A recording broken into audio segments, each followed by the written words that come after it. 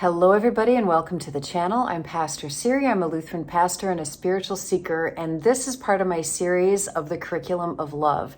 If it's something that you are interested in following along and working on yourself, I have a link in the description, which will take you to the place where you can download it. But otherwise, you can watch these videos and gain a lot of insight just from watching as I talk through different parts of the lessons from this curriculum. Today I'm focusing on lessons 9 and 10, which are about loving your neighbor and what gets in the way. And it's a big topic, so take a listen.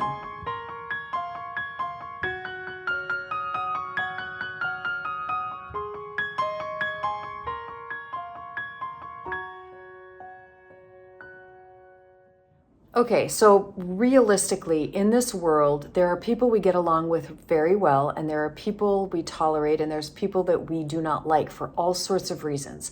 And let's actually think about people we know, people who are in our everyday world versus celebrities or people on TV that we don't really know who they are.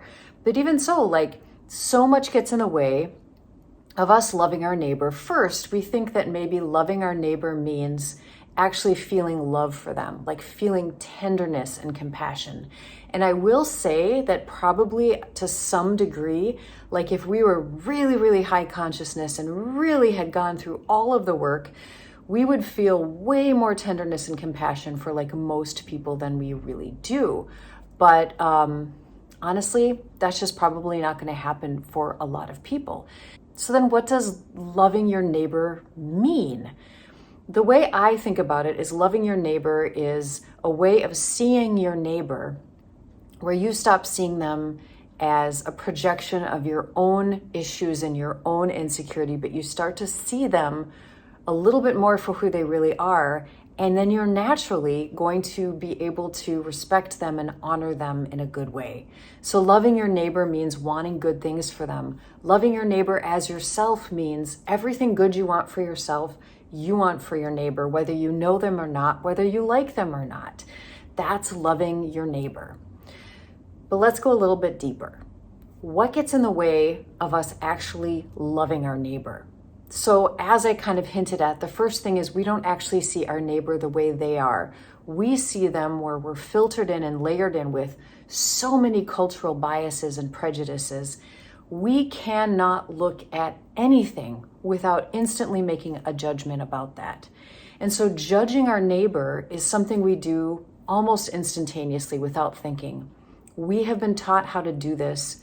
It is part of our mechanism of survival.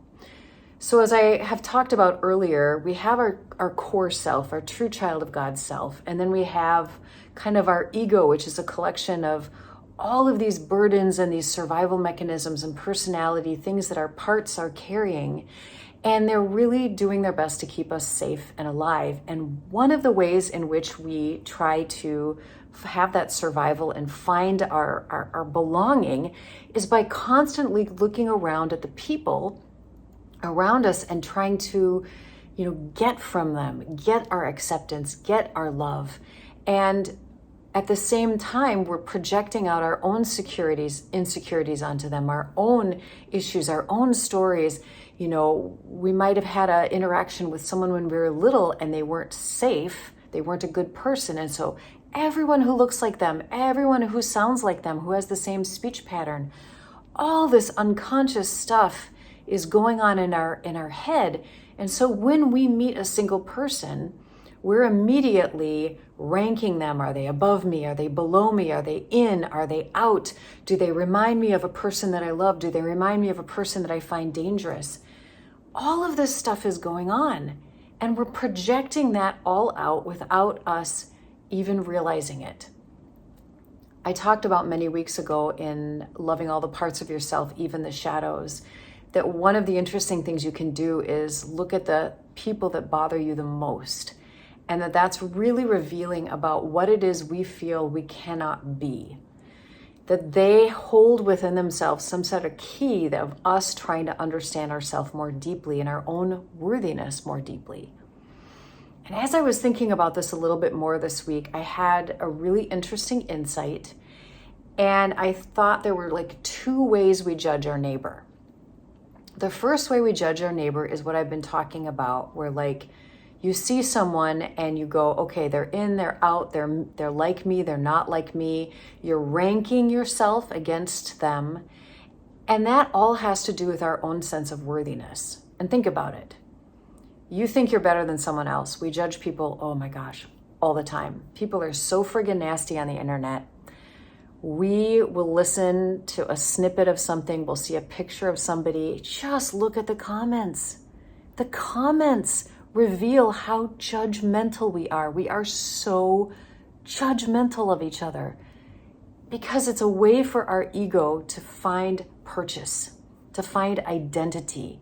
And our ego will cling to anything to say, I'm part of this group, I'm part of this identity, this is who I am, and these people are not. And so they're bad.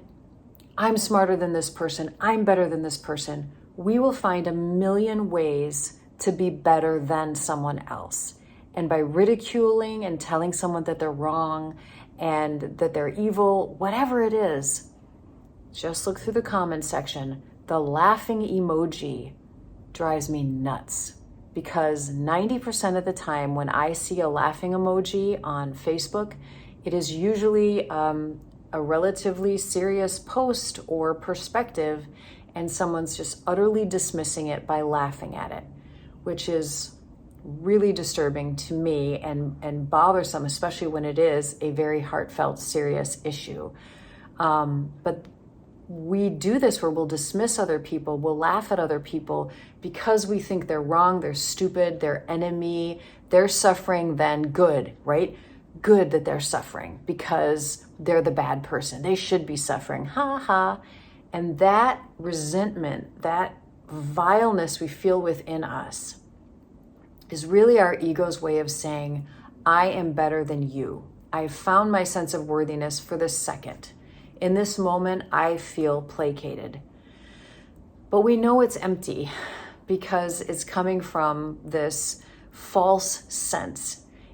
At the end of the day, it's not real, right? The worthiness that we feel or the lack of worthiness we feel isn't real. It's insubstantial. And maybe there's something deeply that we know about that, which is why we keep trying to find another way to be better than someone else. But the other trick that the ego will do, and this same perspective of judging others, comes with jealousy and envy when we see people who have what we want, who we think are getting treated better than us, who maybe we think are better than us, people we will put on a pedestal. So we're actually doing a positive judgment where we're like, oh my gosh, they're so great, they could never do anything wrong. We'll get really defensive of them if they do something wrong, because in our minds, we have very black and white categories, right? Friend and enemy. And so when we see people who are better than us, we either try to align ourselves with them and rub off on some of that worthiness, or we can get very jealous and very envious of the things that they have. And all of that at the end of the day comes back to our own sense of worthiness. Do we feel okay? And this is where other people in our life are huge teachers. They're huge teachers. In fact, I'm pretty convinced the reason why there's so many people on this planet is that we have such different personalities and we look so different between gender and sexuality and race and everything, opinions, personality, body type. Difference, all this diversity is not just so we have unique experiences, but so that we irritate each other, so that we can grow and learn and eventually come to the realization that the only person who can love you and give you worth is yourself.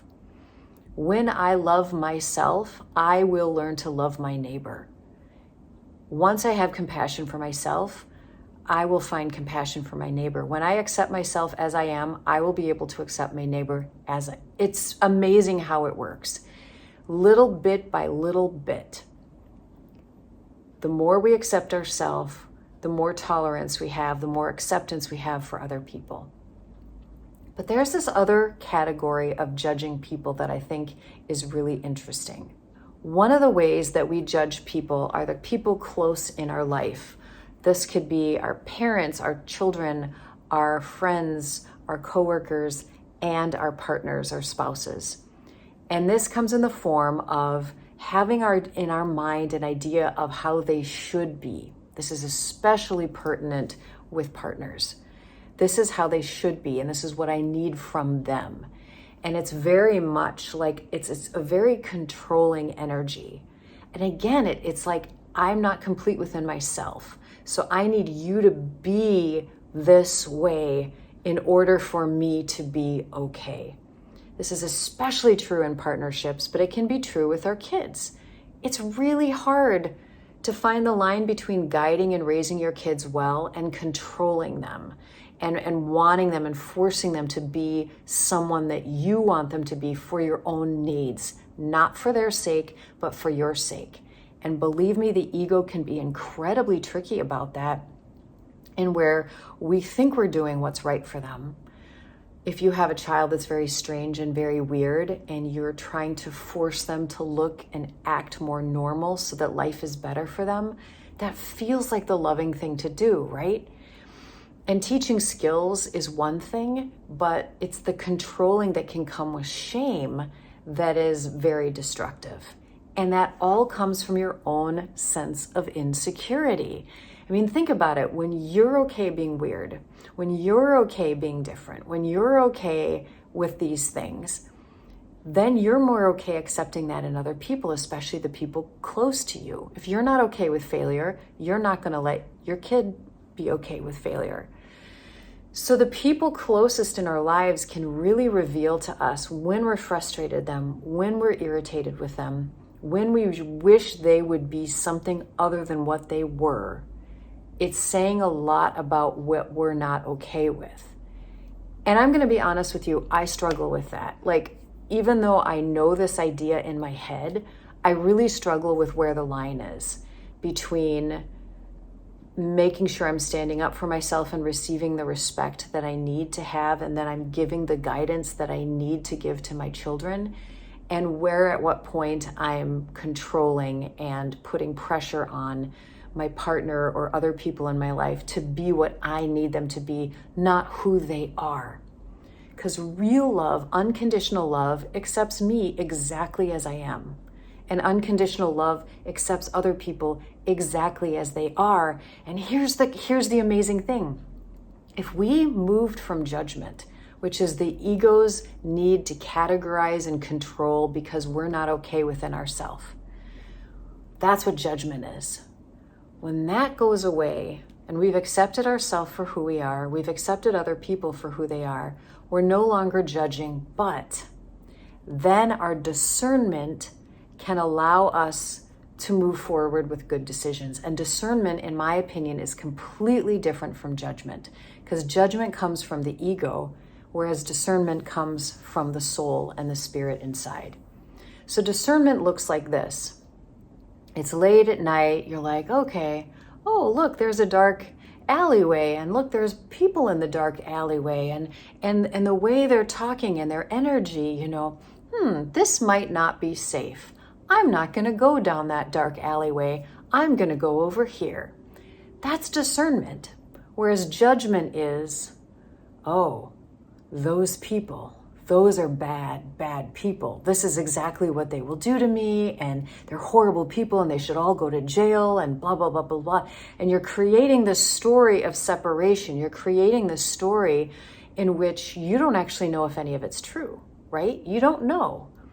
Discernment allows us to tap into our intuition. It allows us to tap into deeper situations of information, deeper resources of information without placing a judgment on things. So discernment could be, that person's not a safe person. That situation's not a safe situation. This person would not be ideal for me to work with because I think there's just too many things that wouldn't work out. But Godspeed, like, they have gifts. I see the best in them. I just don't think we're a really good fit. So we don't know how to use our discernment, our intuition, a way that is judgment-free. We're so just used to judging everyone and everything constantly. I mean, take a minute.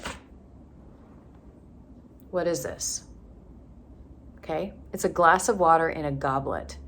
And you probably have a million judgments about it. The fact that there's like stain or, lipstick or chapstick stains here on the side, that it's maybe kind of cloudy and kind of dirty, and you'd be like, oh, why is there water? Is that water? Is that vodka? You have a million thoughts going through your head in the moment.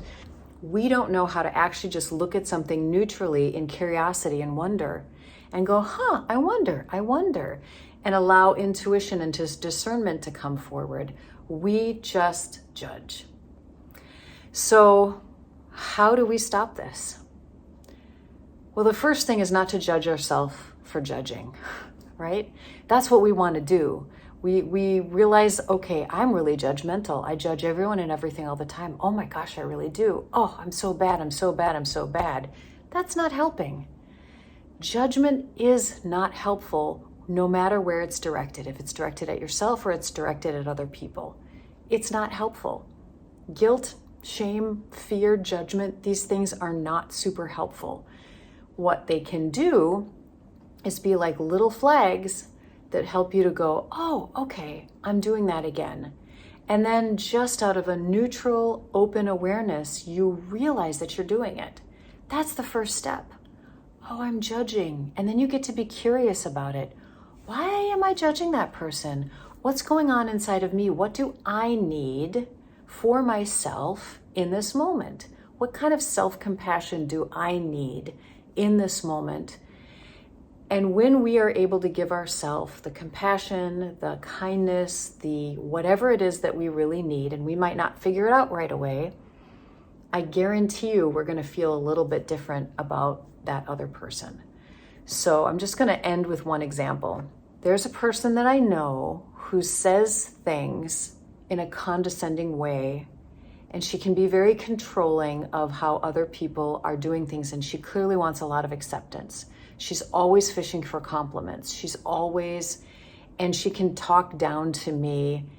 At the same time, I know she does not know about more than X, Y, and Z than I do. And so I've been tempted to be really irritated with her because she talks down to me, and because she's so like, tell me I did a good job, tell me. And it feels very controlling, and I hate that energy. And so I did a little IFS meditation where I thought about what it was about her that bothered me so much. And what I figured out was that deep inside, I have a part that really needs to be seen as smart and needs to be seen as like the person in charge and admired. And she wasn't giving that to me. And so I was mad at her because she wasn't giving me what I wanted.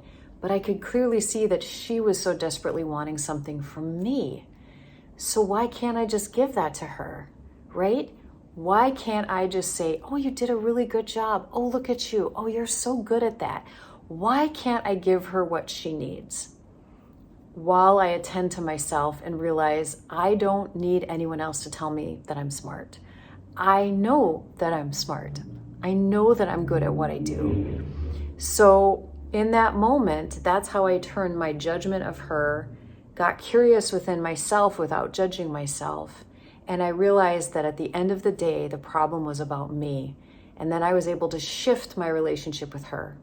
It doesn't mean that I'm never irritated by something she says or does, but at least I know where it's coming from and I can be conscious about it. So what gets in the way of us loving our neighbor? The very first thing is we don't actually see our neighbor for who they are. We see them for our projections of what we think they are. It's all about what's coming on from inside of us. And so noticing the way we're judging, the irritation, the frustration, the anger, the jealousy, even the love that we have, and pausing to get curious about us can reveal something very important that can shift the dynamics, not only within ourselves, but within others. Okay? I hope that was helpful, and I'd love to hear in your comments what you think of that, or if there was a time when you shifted your judgment of somebody else after you got to know them a little bit better, maybe. And we'll see you next time. Bye-bye.